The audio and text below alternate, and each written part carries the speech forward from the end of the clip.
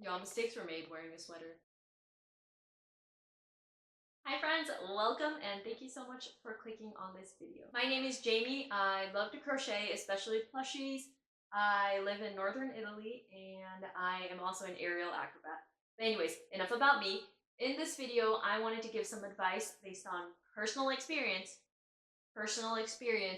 on how to get chosen for pattern tests on Instagram without a big following. So last week I actually finished my 19th ever pattern test, and since the month of August I have pattern tested for 11 amazing creators and their super amazing patterns, which is a lot. Actually, it was a lot for me and I'm overwhelmed, but also it was really cool. Now I have a total of 425 amazing Instagram followers as of right now. And if you are on Instagram, especially crochet Instagram, you know that that's actually not very much.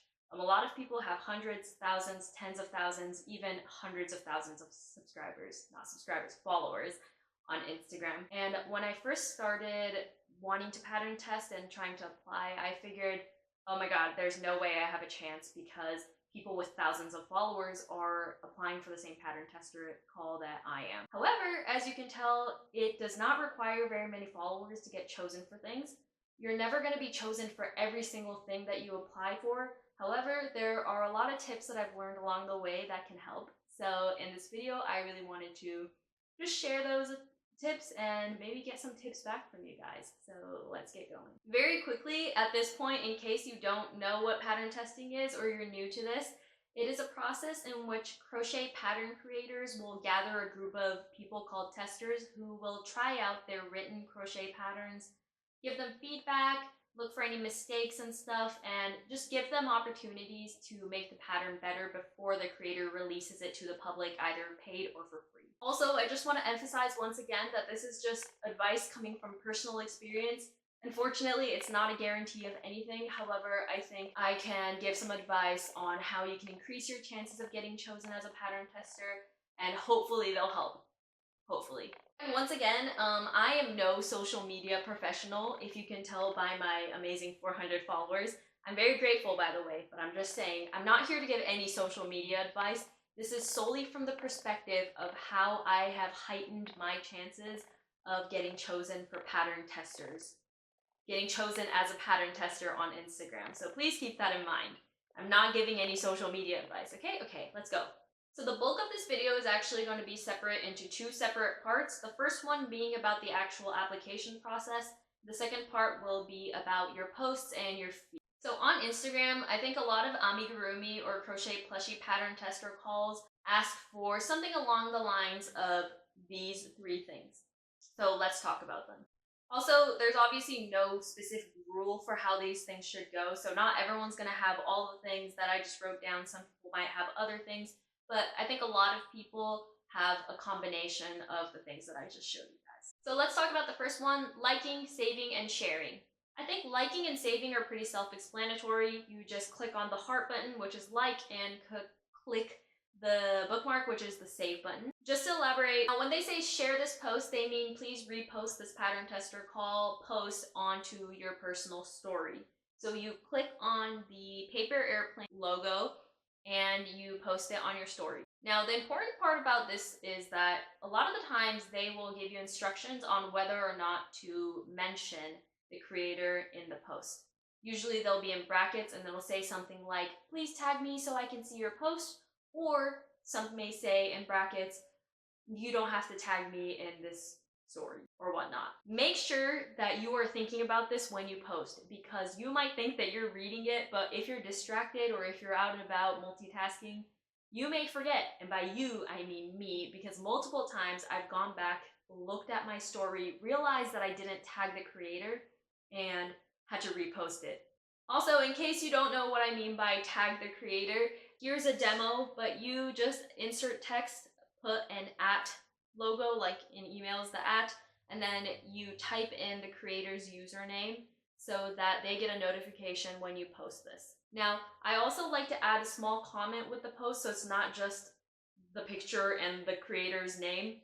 I'll comment on how cute I think it is, or I'll try to make it more personable or personal, I guess, by writing why I like it very shortly. For example, for this Mamegoma tester that I did a while back, I wrote something along the lines of my inner child is crying, or little me would be crying because it was my favorite character, blah blah blah, that kind of stuff. But I think it's nice to add some kind of personal message, especially if the creator might see. Now the second thing is tagging crocheters. This is the part that really confused me and got to me when I first started wanting to apply for pattern tester calls. Because a lot of the time they'll be phrased like tag 2 to 3 crochet accounts or tag 2 to 3 crochet friends on Instagram, and I was like, girl, I don't have any friends on Instagram. Like, no one knows me, I don't talk to anyone. Who am I supposed to tag? Later I found out that most people aren't tagging people they know in real life. They're also not even tagging people they've talked to on Instagram before. There is a way around it. So because pattern testing is such a big thing in the crochet Instagram community or the amigurumi community, a lot of people, including myself, will have Instagram bios that look like this, where they write, "Feel free to tag me in pattern tests." And there you go, you already have one person that you could potentially ask, who is me. So please tag me. But anyways, you don't have to know a lot of the people you tag. You just kind of have to have this mutual understanding that you'll be tagging each other in tester calls. Now, a lot of people won't even text them, DM them or anything. They'll just follow them because it'll be kind of weird to tag someone you don't follow. That seems kind of strange. So I would say follow a bunch of people that have the "you can tag me" caption on, and make a list of those people so that you can rotate through these people whenever you want to apply for pattern tests. I would highly suggest having a few extra people, not just like 3 people, so you don't have to tag the same people every single time, because then they're just going to be notified every single time. So I think it's nice to have a list. Like, I have a list of like 20 people that I know are okay with being tagged in tester calls. And yeah, this is definitely one of the things that I really wish I knew in the beginning, because I was freaking out thinking like, I don't know anyone, like who am I supposed to tag?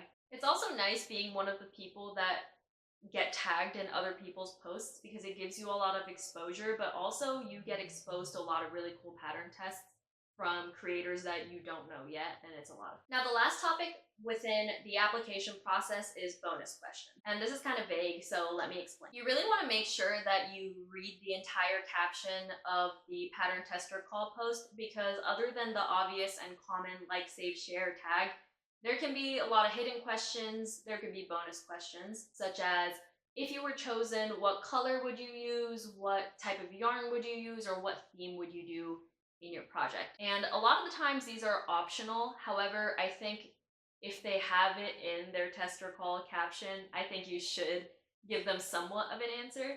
I think it's a really good chance for you to really appeal yourself and give them a reason to choose you, because then they'll have a better idea of what kind of tester creation that they'll get if they choose you as a tester. Even if you don't have a specific color in mind yet, you could say things like, I don't know yet, but I'd love to use pastel, like light pink or light blues, or just like a general theme. I think it's better than not doing anything or not answering it at all. Now, additionally, I have seen a few tester call posts where the creator will say, please read the whole caption, or please read the entire thing of instructions before you apply.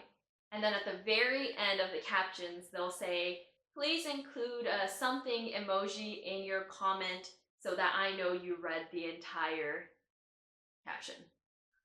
Now, I get it, because as pattern creators or crochet designers, they put a lot of work not just into the crochet plushie, but into the pattern tester post as well. Like, they're putting a lot of effort into writing out the instructions, making sure they're clear, and like being friendly and all that stuff. So I get that they want everyone to read through the caption. So as someone who's applying, I would say be aware of this, because from the perspective of the pattern creator, obviously they're going to be more inclined to choose someone who has that emoji indicating they read the whole thing, as opposed to someone who just rushed through it, missed it, which is totally fine. Like, I understand missing it as well, but it just is kind of a waste, and it's like a bummer of a way to get excluded because you missed that small thing.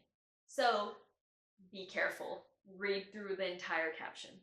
I think that's all for the application process, so now let's move on to your Instagram profile and the kind of pictures you.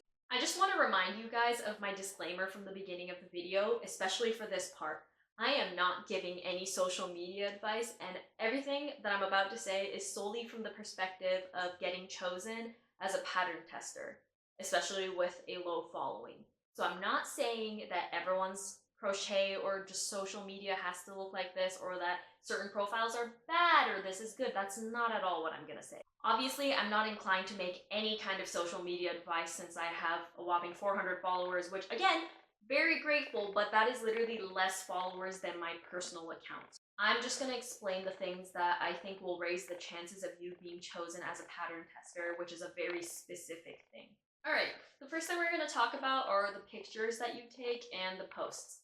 So, especially from the perspective of getting chosen as a pattern tester, I think the most important thing is having good lighting and to be able to see the product clearly in the picture. Pattern creators are most likely going to want testers who are able to take clear pictures of what they made out of their pattern, especially the details. I think especially because a lot of the times the pattern creator will end up featuring the tester's work either in the pattern itself or on their social media. They're going to want it to fit their aesthetic. They're going to want it to be clear and easy on the eyes for everyone who follows them as well. Once again, I'm in no place to give any social media advice, but from a pattern testing perspective, here is some advice that you can use to improve on your posts to make them more clear. This is mostly based on the current crochet trends, but right now it's really popular to hold your crochet project in your hands as you take pictures, and I think that's one of the easiest ways to do it. Obviously, there are amazing pictures taken of crochet plushies set in specific places. However, I think it's easiest to hold in my hand, so that's what I'm going to be basing it on. Good lighting is arguably the most important part of a good picture, and by good lighting, I don't mean really strong, flashy lights on the product, but more so natural lighting that shows the product evenly, and it's not like one side of the plushie is super bright and the other side is a shadow. We want even lighting where it almost makes the plushie look flat.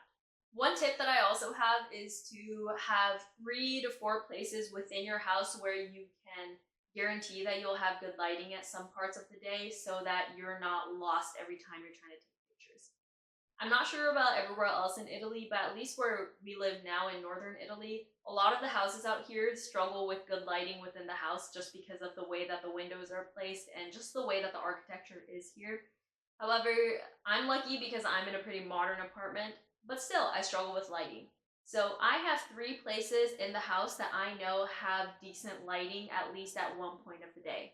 So what I'll do is, depending on the time of day that I'm wanting to take the picture, I'll see which one of the 3 places is ideal for that project that time. And I won't have to go around the house looking for good lighting.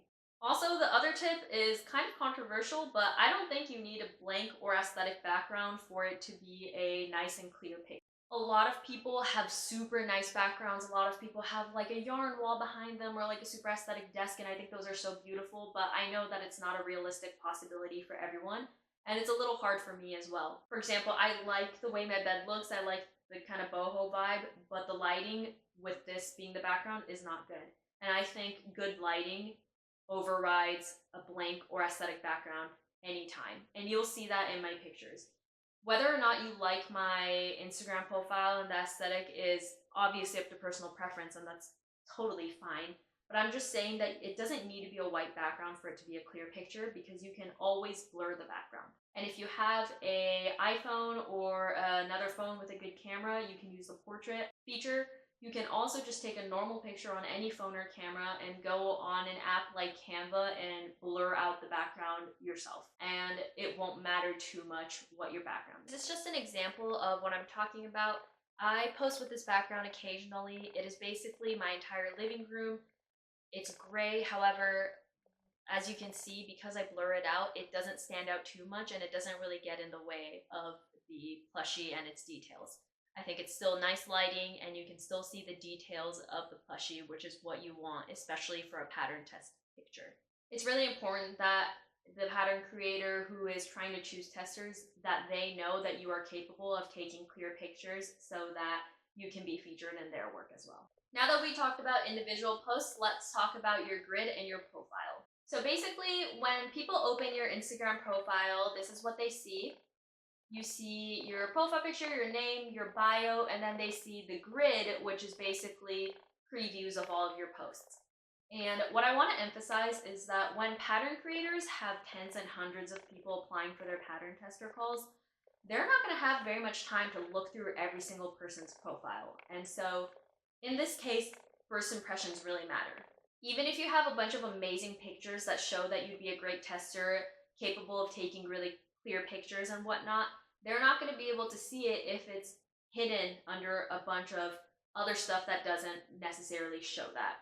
Once again, I want to emphasize that this is more so from the perspective of being chosen as a pattern tester. So if you're an influencer, or if you're trying to vlog, or if you're trying to show other things that aren't crochet, that's obviously fine. However, it does make it harder for pattern creators to see what kind of pictures you take if your reels are showing up or anything like that. So for this reason, what I really like to do is hide my reels from my main profile grid. This is different from archiving your post, because archiving means that no one will see your post other than you, but removing a reel from your profile just means that it'll show in your list of reels, just not in the main grid. Here's a demo of how you can do that. It's easy. All you do is go to your main page and you click down or hold down onto the reel that you want to hide, and you should be able to choose remove from profile grid. Like I said, I don't really put much effort into my reel covers and stuff, so having those mixed into my main profile will kind of take away from the aesthetic that I'm trying to build there, and it also gives less exposure to the posts that I do want people to see, which are my like nicely edited product pictures. So just as an example, this is what my profile grid looks the way it is now without the reels in, but this is how it would look if I had put all of my reels back into the main grid with all my reels and posts jumbled together. Big difference. I just prefer the clean one more, and I think it just gives pattern creators an easier look into the kind of pictures that I can take, because it doesn't look so messy. But then again, I could probably put more work into my reel covers, which would be ideal, but guys, I get too overwhelmed, so one step at a time. Now, this last thing I'm going to talk about is kind of just like a bonus commentary from me, just like what I've learned and noticed throughout doing a bunch of tester calls. But it is that even within the crochet plushie or amigurumi community on Instagram, there's definitely different aesthetics and styles to crochet. It can range from what kind of yarn they use, what kind of eyes they use, sinker eyes, safety eyes, glittery eyes, I already said sinker eyes, but whatever, felt eyes, anything like that, to the editing style. There is nothing wrong with doing any of them over others, and I personally like to do kind of like a hybrid of like this cute style and the Western, I don't know if Western is the right word, but like the almost market style with like vibrant colors and all that stuff. But I just want to say that that's something to be aware of if you can, because you might be getting chosen for certain styles of crochet amigurumi over others, and that's probably because certain creators will choose testers from a certain style more frequently than others, if that makes sense. And that's just based on what the pattern creators' intentions are, what aesthetic that they're going for. And again, like I said, pattern creators will usually repost their testers' work, and so if that aesthetic fits their own style, they might be more inclined to choose them over someone who has a very different style. And the same the other way around too, because some creators might want to choose really different style of testers so they get a variety of creations, and they'll purposely choose people that have varying styles. It just depends. But I just want to say that that is a factor that probably goes into it. For example, I have two separate adorable patterns here. One is this Mamigoma octopus hat pattern by Shazloopy, and we have Flip the Sea Snuggler by Crochet with Kelsey. Now, these are both very cute, but if you look at the designer's Instagrams, you'll see a pretty different style of creations in general, not just for these patterns. They use different kinds of eyes, they have a very different editing style. And like I said, it really doesn't matter, because at the end of the day, I, as one person with one crochet Instagram account, have been chosen for both, which I'm very grateful for, and I love both of the patterns so much. But you don't have to stick to one aesthetic. However, when I look at the other testers that were chosen for these patterns, Obviously, the Mamigoma had more people that had the same detailed, dainty, maximalist aesthetic, and a lot of people who were in Kelsey's pattern tester group had more people using a bunch of sinker eyes, very nice colors, vibrant, and a lot of market-friendly products as well. So I'm just saying that there's a difference. Doesn't mean you're not going to get chosen for it just because it's not your main aesthetic, because, you know, but something to be aware of. Okay, that brings us to the end of this video. I just want to say I'm so grateful for every single pattern test that I got chosen for. It's such a humbling experience being chosen to test someone's pattern before release, to be trusted to do it, and it's just a very humbling experience. Once again, this was just based on my personal experience, but this is more so to motivate and encourage you to apply for a lot of pattern tests, because even if you don't have very many followers, you can still be chosen as long as you do the work and also follow deadlines. There will be deadlines once you get chosen for pattern tests, so make sure you follow those. I would love if there are any pattern creators watching this video to comment anything that I have missed or anything that you as a pattern creator look for when you are doing pattern tester calls. Thank you so much for watching this video, and I will see you guys in another one. Bye!